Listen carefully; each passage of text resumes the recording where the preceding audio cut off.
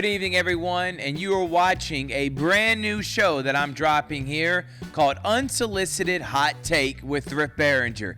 So everyone has those hot takes, especially in the sports world, and trust me, I have my fair share. And for all those outrageous hot takes, there needs to be a platform for it, where I'm going to do a weekly show right here on my personal Facebook page and on wherever you find podcasts, whether it be Apple Podcasts, Spotify. You can find Unsolicited Hot Take with Rick Barringer. I'm going to have guests on throughout the entire year I do this. But again, it's only a weekly show and predominantly going to talk college football in the beginning, but then we'll transition to basketball, talk some baseball, and whatever else is happening in the wonderful world of sports. And I have several things that I'm going to be getting into on today's initial show because it's college football Saturday first weekend. So week 0 happened last week. Obviously, several teams played, including Florida State going to Dublin and laying a huge egg against Georgia Tech. I know a lot of people were laughing and a lot of people were taking aim at the expense of the Florida State Seminoles in going over to Ireland and losing to an inferior team compared to their roster in Georgia Tech. But I think it'll be one of my things later on in the show. Georgia Tech's going to have a great season this year. I'm going to have different segments, and one of them is going to be called Fired Up. And if you know me or close to me, you know I love using that phrase. If someone's mad or excited about something, I always say, man, that really fired them up. And I'm going to have a segment called Fired Up when I'm giving fiery hot takes about people, maybe coaches getting fired this upcoming college football team. Teams winning more games than expected in their over-under. I'm also going to drop my college football playoff predictions, and I'm going to give the record predictions for Alabama, Georgia, and Auburn, the 3 teams that surround where I cover for Sports Visions. And that is what this show is presented by Sports Visions, and you can hear myself and DJ Jones every Monday and Thursday, 92.1 Smooth R&B. Download the Sports Visions radio app. You can listen to us crystal clear live streaming. That's also where you can listen to us via podcasting on that app. You can listen to us on the Sports Visions YouTube channel and, of course, the Sports Visions /TV/radio/magazine Facebook page.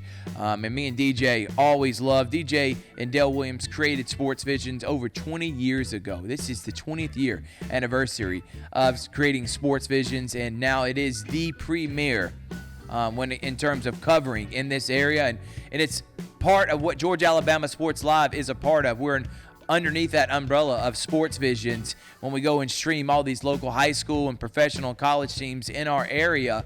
But I get the pleasure of going and covering college football games because of Sports Visions. And I'm forever grateful, and DJ allowing me this opportunity to continue to grow as a broadcaster and continue to wear that Sports Visions logo on my chest as I go to all these college football games. And I'm going this Saturday to Clemson, Georgia. So Sports Visions on the road. Myself, DJ Jones, going to be in Mercedes-Benz Stadium, sold out, packed crowd. What should be a phenomenal way to kick off the college football season at 12 o'clock. I cannot wait for that. But it's college football season, and you know there's going to be a bunch of hot takes. So I thought this was the perfect week to drop this new show where I'm not going to be talking high school sports. That's for Georgia Alabama Sports Live. This is literally a platform for me to come on and just give the most outrageous, hottest takes I can think of happening in the sports world. And right now, it's college football. And we're going to go ahead and get into the 3 teams that I said that I will be covering this year for Sports Visions. And again, you can listen to me and DJ Jones 4 to 6 p.m. every Monday and Thursday on 92.1 Smooth R&B, the Sports Visions radio app, and the Sports Visions Facebook page. I'm going to start first with the Auburn Tigers. Cue up the graphic. Here's my record prediction for the Auburn Tigers. I have them going 8-4. Now, if you're an Auburn fan, in year 2 of Gus Malzahn, of Tommy Tuberville, of Gene Chizik, there was significant improvement. Now, Gus Malzahn was in year 1, remember 2013, that magical run, but in year 2, they climbed as high as number 2 in the college football playoff rankings poll in that initial year, and they had a couple losses they shouldn't have. Really, that was a 10-win team that ended up finishing 8-4, but you get what I'm saying. Gene Chizik, second-year national title win. Tommy Tuberville in year 2 took his team from 5-7, 5-6 in 99, and in 2000 to the SEC championship game in which they lost to Florida. So I'm expecting big improvements from Hugh Freeze. Now, I'm not expecting SEC championship like Gene and Tommy did, but I do expect laying a foundation, seeing the future is very bright with this upcoming roster, and winning some games that maybe otherwise in previous years that would have been an afterthought. I think their losses obviously were going to be on the road at Georgia and then Alabama. But with Missouri, I think at Missouri, a top 10 team coming in, preseason top 15 team, I think they're going to lose that game. I think they'll win on the road against Kentucky. And I think they're going to beat Oklahoma at home. I think they're going to beat A&M at home. I do think they lose to Oklahoma in Week 5. Now, Mike G of the War Report, who is a contributor for Sports Visions, when talking with him about Auburn, he thinks if Auburn can go 5-0 and beat Oklahoma, this could be a 9-win team. And I agree with him. That would be a huge step. And then you got Georgia the next week, which would set up probably the biggest Auburn-Georgia game we've seen since 2019. But, or I guess you could say 2020, because Auburn did come in that game ranked number 7, and they got shut out, and it was an embarrassment in Gus Malzahn's final year. But if they could beat Oklahoma, I think 9-3. I'm not going to predict that. I think 8-4 is where I'm leaning right now. And if they go 8-4 and win their bowl game, finish in the top 25, if you're Hugh Freeze heading into year 3, you're thinking big things. And by year 4 or 5, you're thinking you're a routine competitor and contending for an SEC championship. I think Cam Coleman's going to have a breakout season this year. I think he's going to be one of the top freshmen in the country, and he's going to put everyone on notice that after 3 years of being in Auburn, he's going to be a top-round draft pick in the NFL. He's going to be another Jamar Chase, Justin Jefferson, all the guys. I mean, Jerry Jeudy, all the guys that have come in from Alabama, LSU, from this SEC, from the SEC teams. I think Cam Coleman's going to be next one of them. Breakout year. I really feel like that's a hot take. Everyone is thinking that of Cam Coleman. I think the offensive line is going to be major improved, and I think that's going to make for a better quarterback in Peyton Thorne. Tyler Johnson, who a lot of people that cover Auburn closely thinks the offensive line led by him will be one of the reasons why Auburn will be significantly improved on the offensive side of the football this year. Peyton Thorne finally having a full offseason to develop, build continuity with offensive coordinator Derek Nix and Kent Austin, the quarterback's coach, Hugh Freeze. They all believe in Peyton Thorne. You see his athletic ability. He had 700 rushing yards last year, which surprised me. So if you add that with his passing ability that he had the year before, or in 2021 at Michigan State, Peyton Thorne will be much improved. And I think he may break because of the receiver set, with Keandre Lambert-Smith and Robert Lewis, Cam Coleman, Perry Thompson. This could be the most lethal receiving corps in the history of Auburn football program. And I think Peyton Thorne could break Damian Craig's 3,200-yard season back in 1997. And that shows you that passing is, and at the quarterback position specifically, even Cam Newton winning the Heisman, he only had over 2,000 yards passing. It was like 2,800 when he won the Heisman. Same thing with Pat Sullivan. When he won the Heisman, didn't eclipse the 3,000-yard mark. Only 2 guys have done that, Jared Stidham and then Damian Craig. And a 3,200-yard mark would be mediocre in the Big 12 these last 15 seasons. But I think Peyton Thorne will be much improved, and I'm going to say it now, will break. A hot take, throw up the alert sign. This will be the year that Damian Craig's record is broken at Auburn by Peyton Thorne. The defense will be in the top 40, maybe even the top 30. I'm willing to go on a limb, maybe top 25. DJ Durkin, great defensive mind, comes in as co-defensive coordinator with Charles Kelly. And I think from what I'm hearing with the chemistry with this group, with the seniors with this group, they think major improvements from Auburn. And I think Auburn's going to go 8-4, 9-3 ceiling, 8-4. What is where I want to stick. The worst, probably 6-6. I still think they make a bowl game and hit 500. But I'm going to go right in the middle at 8-4 for the Auburn Tigers. And Hugh Freeze, after the season, is looking in the mirror and saying, this is what I'm talking about. I finally have the athletes and the roster to win championships here at Auburn. All right, I'm going to flip the page in my handy-dandy notebook, and I'm going to go to the Georgia Bulldogs. Georgia, throw it up there, producer Chrissy, 11-1 this year is what I'm predicting. This is by far the toughest schedule I've seen from an FBS school since 2011 LSU. And what I mean by that, obviously there are probably teams that have faced more top 10 teams that just had terrible records that year. I'm talking about from a contending team that's going to go and I think win the national championship. Spoiler alert. That LSU 2011, which they beat Oregon, who won the Pac-12 that year. West Virginia won the Big East that year. They also beat Alabama at Alabama. They beat Arkansas, who finished in the top 5. And they beat Georgia. They didn't win the national title, but that was one of the most incredible schedules that anyone's ever gone through. Georgia is flirting with that. Clemson at Alabama. Auburn, who I'm saying is much improved, probably top 25. At Texas, at Mississippi, Tennessee, and then Georgia Tech, who just beat Florida State, and I think they're going to be a top 25 team. My goodness, that's 6 or 7 top 25 teams Georgia's going to have to face. So all those detractors that said Georgia plays the easiest schedule, they're in the SEC East. No more of that. Now, I don't think Georgia's going to have, and even with their roster, I don't think anybody could go through this undefeated. I'm going to say 11-1, and that one loss is to the Texas Longhorns. But they're going to have the best defense in the country. Alert sign, Carson Beck will be in New York as a Heisman contender. Mike Bobo is going to give the middle finger to all his detractors out there that said he sucked. Why did we hire him again? He was terrible the first time around. He's going to show this is going to be the most balanced and lethal Georgia offense. And we've had some good ones these last 5 to 10, 15 years.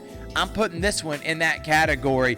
Mike Bobo, middle finger to all the people, including you, some of you Georgia fans that didn't believe he was the right hire as offensive coordinator. And this will be the most balanced offense that Georgia's had in the last couple of seasons. And they've had some great balancing offense. And I'm not saying that last year wasn't balanced or the year before. Obviously, they can run, they can pass. They've been able to do it all. They won national titles. I think they're going to do it at an even higher level this year. They're going to have a 1,000-yard back for the first time in a while. I really think that unlike last year and the previous seasons where it's been running back committee by committee, either Trevor Etienne or Roderick Robinson, one of those two will be a 1,000-yard back. And it'll still be running back by committee, but I think they eclipse that because I think this offense is going to be that lethal this year. And Mikel Williams, a Hardaway product from this area, will be an All-American. I don't think that's really a hot take. I think everyone agrees with that. I just wanted to shout him out because it's pretty incredible. A guy from this area is playing at that high of a level with the Georgia Bulldogs. And again, I'm going to be able to cover it thanks to DJ Jones. I'm going to be able to be in Mercedes-Benz and see Georgia Bulldogs up and close and personal this Saturday as they take on Clemson. And again, as I said, spoiler alert, I think Georgia is going to win the national title this year, but not without at least one loss. If they do go undefeated and they go undefeated and win a national title, you have to start saying, is this the greatest team of all time? And definitely the best resume and best schedule of all time if they go undefeated with this slate. Let's flip it again and let's talk about those Crimson Tide. Now, I'm telling you, I wanted to come in here really bad, and I wanted to say 9-3. It took everything in me to just say, Thrift, don't do it. I know everyone's saying that Nick Saban's leaving. They're going to have a down year. They may not even make the playoff. But then I started thinking, look at Kalen DeBoer's resume. Leading up to his now tenure at Alabama, he turns around programs and wins quickly, and he's won very early at Washington and then at Fresno State with a far inferior roster than what he has now, even with all the transfers at Alabama. This is by far his best roster he's ever had as a head coach. So why would it not work?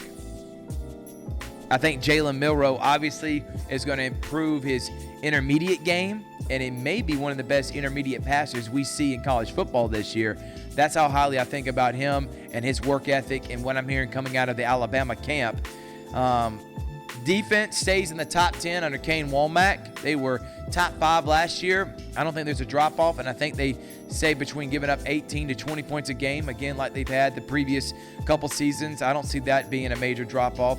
They will make the college football playoff, where I'll let you know here a little bit later on, but they'll make the college football playoff in year 1 under Kalen DeVore. And I think their losses, they're going to go 10-2. Their 2 losses are going to be to Georgia and at LSU. I think LSU is the team that nobody's talking about in the SEC as winning a national title, and many of the experts out there are not even having them in the college football playoff. I think this year, Brian Kelly has LSU on the precipice of maybe winning a national title. That's how high I am on the LSU Tigers. So Alabama 10-2 makes the playoffs, and if you're an Alabama fan, you should be okay with this. Especially in year 1, establishing this culture. You're seeing the recruiting rankings for next year. They're already top 5. You can't be upset with this. Even if they do lose to rival Georgia, and even if they do lose to rival LSU, making the playoffs, finishing 10-2, you should be happy with this, and you should be thinking like, all right, he won't be Nick Saban, but will at least be contending for national titles and SEC titles throughout his tenure here at Alabama. And Jalen Milroe, best case scenario, he's in New York. Worst case scenario, he is a second-team All-SEC, and he's going to go play in the NFL. So I think the ceiling's still going to be bright for Jalen Milroe and the Alabama Crimson Tide. They're going to go 10-2. Losses are Georgia at home and at LSU, but they make the college football playoff. All right, we're going to take a break, and when I come back from break, we're going to give up, I told you, that segment, Fired Up. I got some fired up hot takes I'm going to drop right here for the college football 2024 season, and then I'm going to drop my college football playoff predictions, my national championship prediction, and I'll wrap it up with a Braves hot take, and of course, an Atlanta Falcons. I had to do the Falcons now. And producer Chrissy, he is sweating bullets because he doesn't know whether he believes the Falcons are going to win or not. Chris, I promise you're going to like what I have to say. We're going to take a break. It's Unsolicited Hot Take with Rip Barringer. We'll be back after this.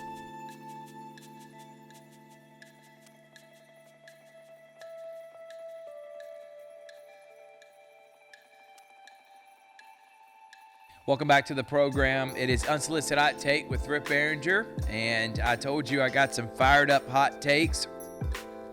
And also, you know, as you start watching these shows, you're going to learn that I'm a sports nerd. When I was in the 6th grade, I needed to get, my parents needed to buy me the college football encyclopedia, in which I studied, memorized, and still have it in my brain. I have so much useless sports information in my brain. So if you start hearing me drop records and what happened in years past, I know my producer Chrissy, he's gonna drop the nerd alert as I start going on my tangent. And I know I did that in that first segment. All right, here's some I'm fired up hot takes. All right, I'm fired up about Florida, because I think they're going to suck this year. And I think Billy Napier's gone, as I like to say, and he will not be back next year. And I think they're going to have a losing record, and they are going to be absolute trash. I'm not going to spend a lot of time on it. I didn't think he was a great hire in the first place, and he has set back Florida many years. And if they want to somehow get out of this in the next 5 years, they need to go ahead and cut loose Billy Napier. Another one that I know apparently a lot of people like in the business. I know he is liked in South Carolina apparently, and his name is Shane Beamer, who I say is the most boring watch in the history of press conferences. I think he's worse than Bill Belichick. At least Bill Belichick I can laugh at. I can't laugh at Shane Beamer. He literally puts me to sleep. It's horrible. So for the sake of SEC Media Days, I'd love to bring back Steve Spurrier. But I said this on the Georgia Alabama Sports Live show. South Carolina fans have this notion that they could be a perennial 11-win team or 10-win team every year.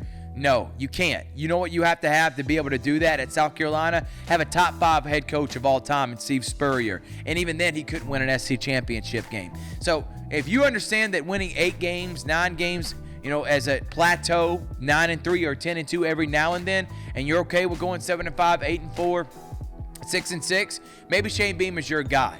But I don't think South Carolina fans believe that. I think he's going to be fired.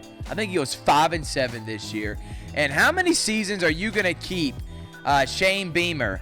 And I'm going to turn my page. By the way, I'm going to go ahead and give him a shout out. Phil Steele Magazine, that's where I get all my information in college football. Shane Beamer, in his 3 seasons prior to this year, 7-6, 8-5, 5-7. 7-6, 8-5, and then 5-7. I think another 5-7. Do you keep him? I think you fire him. And I think that 2022 year starts looking like an anomaly in which you beat, remember, Tennessee and Clemson, back-to-back top 10 teams. They were trying to make the playoff that year. You upset them, and then you start having this notion that maybe South Carolina is back to the years of Steve Spurrier, and that is not the case at all.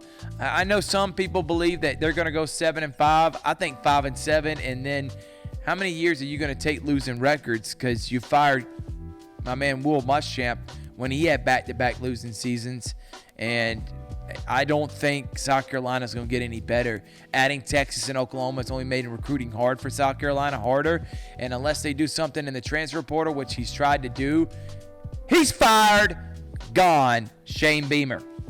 Michigan will have 3+ losses this year. I'm going to hold my hot take for Shamar Moore, who's the coach now for Michigan.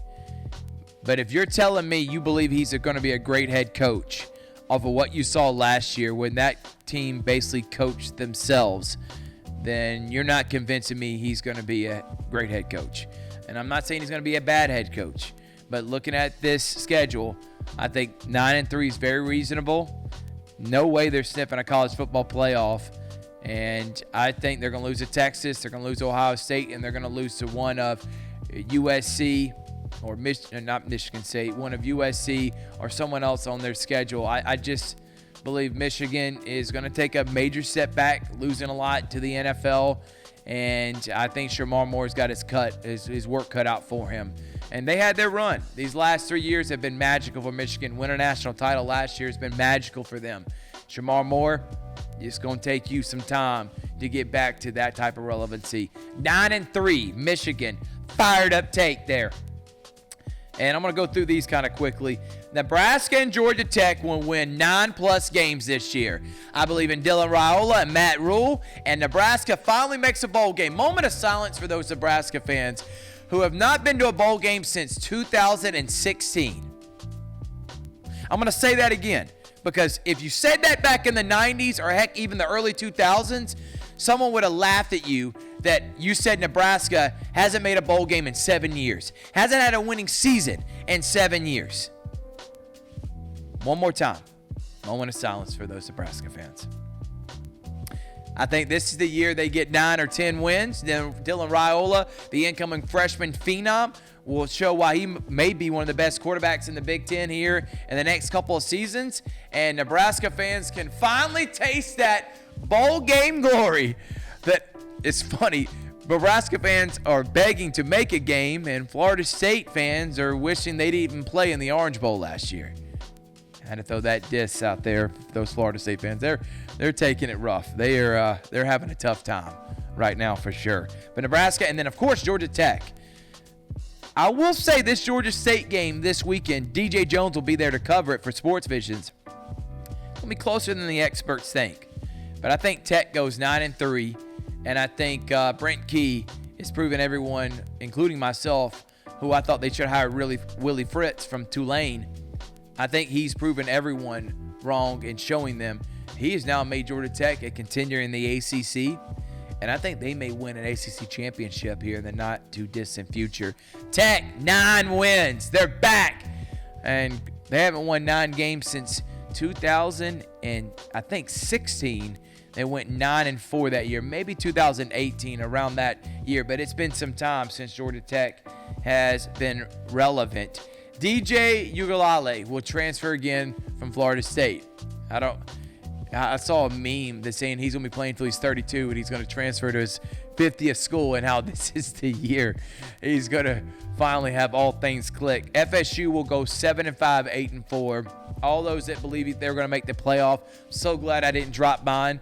I probably would have said 10-2, flirting with the college football playoff. 7-5, 8-4, and Ugalele may not even be starting by the end of the year. And I'm also not sold on Mike Norvell having Florida State back to those Jimbo Fisher years of constantly contending. I'm not sure. I think maybe every 3 or 4 years he'll have a team that's good enough, but every single season, no.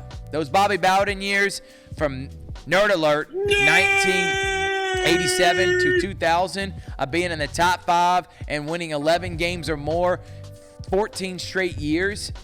Never happened again for Florida State, and I don't think Mike Norvell is going to be that guy for sure. So those are my initial fired up takes. I'm going to have more of them, I promise you, on that. But that's all that's going to be here for just this week. Now I'm going to do my college football playoff. So, Chris, throw up the graphic.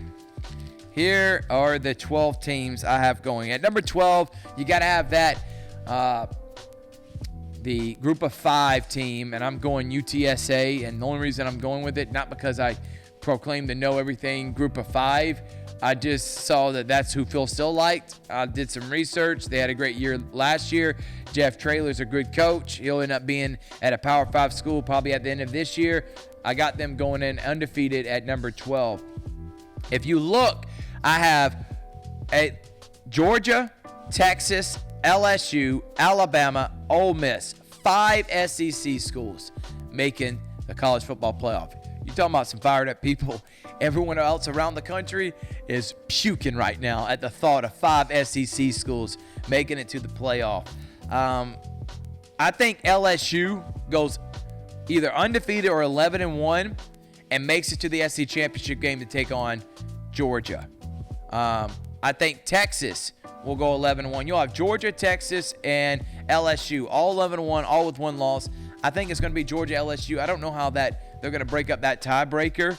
But I think Texas will have a loss. LSU will have a loss. Georgia will have a loss. Georgia will be SC champion somehow, some way. I don't know how to break it down. Don't ask me because I don't know what the tiebreakers are, and nor do I even care. So I'm just going to put Georgia in there as I think they're going to win the SEC with 1 loss. Oregon, Ohio State, and Penn State are the 3 from the Big Ten. I got Utah as the lone Big 12 team that's going to go undefeated this year.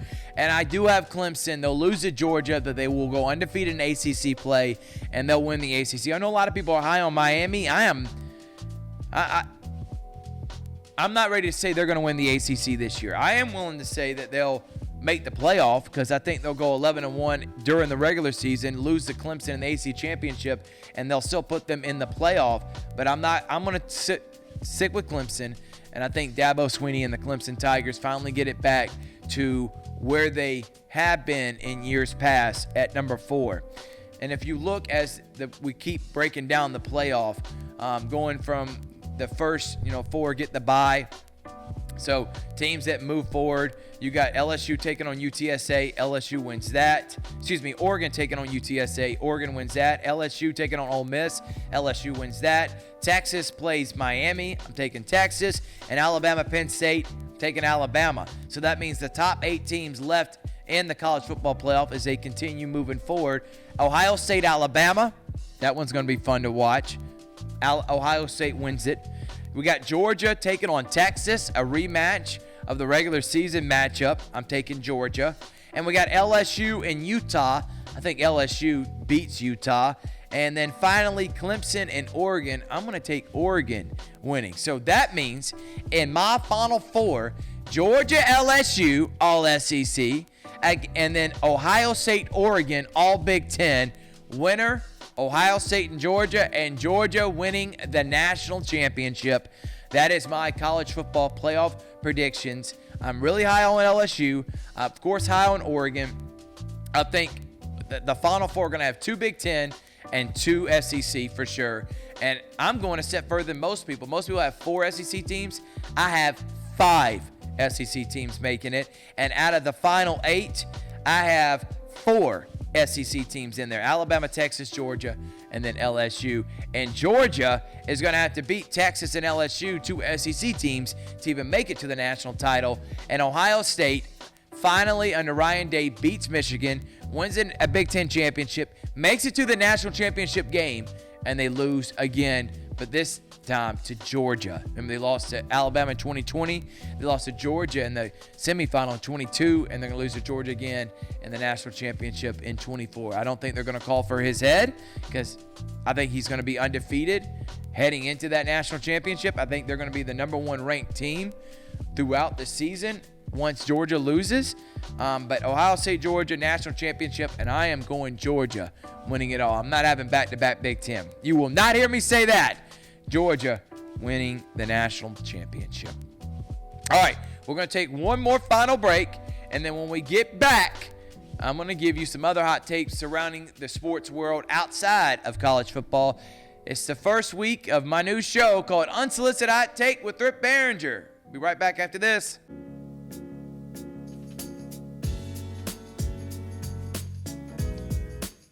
And we're back here with Unsolicited Hot Take. I'm Rip Barringer. All right.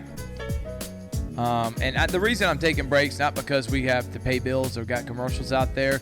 My mouth gets parched. I talk so much and I'm so loud. Instead of losing my voice, I need a swig of water. And instead of drinking water on set right now and just going an hour straight, I'm like, all right, let's throw up a graphic for 15 seconds, 10 seconds, and come right back so you ain't got to see me chugging some water. The Atlanta Braves, who have had a season from hell with the injuries and everything else, are still in the playoff mix, and I got two hot takes from that. I think the Atlanta Braves, once they start getting guys back, like Albies and Michael Harris, that the Atlanta Braves will make it to the NLCS this year. I repeat, they will beat, I think, the Phillies and make it to the NLCS. Now, I don't know if they make it to the World Series, but they will win at least 1-2 playoff series because there'll be a wild card. So they'll have to win the wild card round. Then they'll win the NLDS. They'll win at least 2 and make it till the NLCS. That's a hot take. I'm telling you right now. And I don't know what it is about not having your best player or winning over 100 games like we've seen the last 2 years, or winning 97 games back in 2019. But in 2020, 21, you saw back-to-back NLCS, and they had mediocre years comparative to, like I said, the 100-win seasons. Maybe it's just something with the Braves. Maybe they're better off just being, like this, an up-and-down team all year long, and then when they get to playoffs, being hot. I mean, we've seen that now the last couple of years. It's about who's the hottest. Last year, the Diamondbacks were 6 games above 500, made it all the way to the World Series. The Phillies, wild card team the year before, made it all the way to the World Series, putting the Braves on that just like they did back in 2021. And if the Braves continue what they're doing and win over 90 games this year, with everything they had to deal with, Marcell Ozuna should win MVP. I'm not hearing nothing about he's only DH, he doesn't play in the field. I don't care. His bat alone has kept the Braves relevant this entire year. That's what most valuable means. That if you took him out, this team would be nothing. MVP, Marcell Ozuna. I know he won't win it, but I think he should. He's going to hit over 40 home runs this year, batting over 300, over 100 RBIs. This guy has been the epitome of carrying a team, and I got him as my MVP. If this continues and that September goes as I think it will, Marcell Ozuna gets my MVP vote. There's a hot take. Throw it up, Chris. Put up the hot sign. Ozuna, MVP. You heard it here first on Unsolicited Hot Take with Rip Barringer. I'm going to do 2 NFL things, and they're from the Falcons because I'm going to drop a lot of my NFL hot takes next week because that's when week 1 of the NFL season starts. The Falcons will win more than 11 games this year, and if they let me down, I will burn everything Falcons I have, and I am done. I am so sick of the Atlanta Falcons letting me down. Last year, I was on the bandwagon. I thought, you know what? You got the easiest schedule in the NFL. No way in that, forsaken division. You don't win at least 9-10 games and make the playoff. Joke. And obviously, they fired the joke in Arthur Smith. I think they win 11 games this year.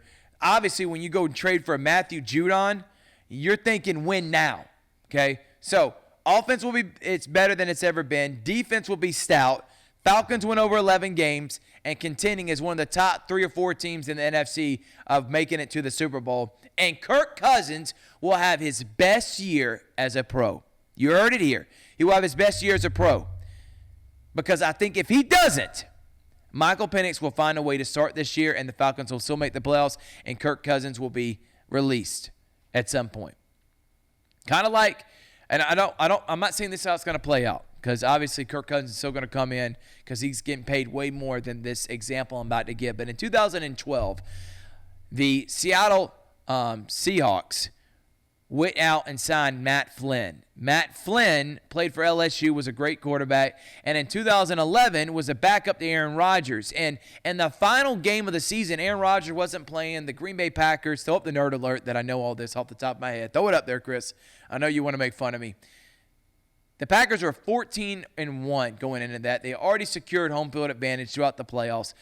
And they were playing the Detroit Lions, who needed a win to secure one of the top wild cards. Now, and they ended up losing that game and still making the playoffs to Detroit. But they were playing all their starters.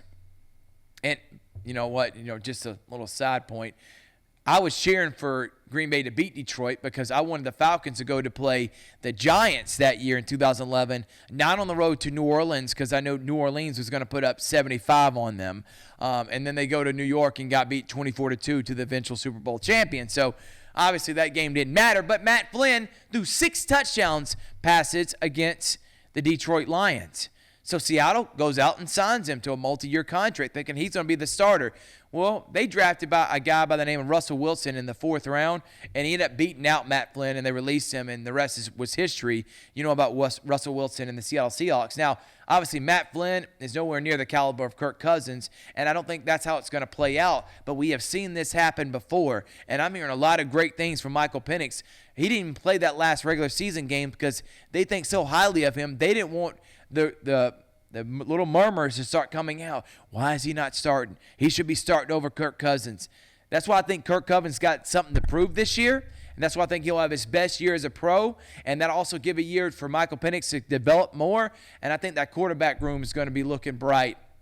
And one of the strong points, when it's been the weakest link in years past, one of the strong points for the Atlanta Falcons. So there's my hot take for the Falcons. I'll go more in depth next week with record prediction for them and who I got winning the Super Bowl. But Falcons won more than 11 games. I don't know how many for sure. I'll do game breakdown next week. And Kirk Cousins will have his best year as a pro. Now, this show, again, is going to have hot takes spewing from college basketball, NBA, WNBA. And by the way, my last thing on the WNBA is that I have been so impressed with the way this season has played out. And if you're a WNBA fan, if you're a WNBA executive, you couldn't have picked a better year or had a better year than what you've had this year. And for all those Caitlin Clark haters out there, listen, I'm not trying to get in the middle between the people that think Caitlin Clark's the greatest player of all time right now. Obviously, she's not. And those who think she was going to have a crap year. I'm right in between. I thought she was going to have an up and down, but a very successful rookie year and moving the needle when in terms of views, there is no discussion about it. And I can't wait for when the playoffs start.